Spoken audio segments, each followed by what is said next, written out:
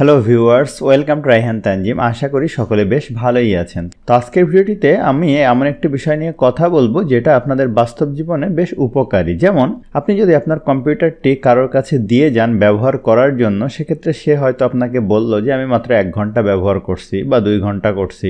তো আপনি যদি চান যে দেখতে আসলে কম্পিউটারটা সে কতক্ষণ ধরে ব্যবহার করতেছে, অথবা আপনি নিজেও যদি দেখতে চান যে আমি আমার কম্পিউটারটি কতক্ষণ অন করে ব্যবহার করছি, এই টোটাল বিষয়টি কিন্তু দেখা সম্ভব। তো সেই বিষয়টি নিয়ে আজকে আমরা কথা বলবো। তো এক্সপার্ট হওয়ার জন্য ভিডিওটি অবশ্যই শেষ পর্যন্ত দেখে নেবেন। এছাড়া আপনি আমার চ্যানেলে নতুন হয়ে থাকলে চ্যানেলটি অবশ্যই সাবস্ক্রাইব করে নেবেন। তো চলুন শুরু করা যাক। আপনি যদি কতক্ষণ ধরে চলছে এই বিষয়টি দেখতে চান, সেক্ষেত্রে আপনার কম্পিউটারের নিচে এই যে টাস্ক বারটি রয়েছে এখানটায়, এই যে আপনারা দেখতে পাচ্ছেন, এটা অনেকে উপরেও রাখে। তো আমি টাস্ক বারের উপরে রাইট বাটন ক্লিক করব, করার পরে টাস্ক ম্যানেজার এটার উপরে ক্লিক করব।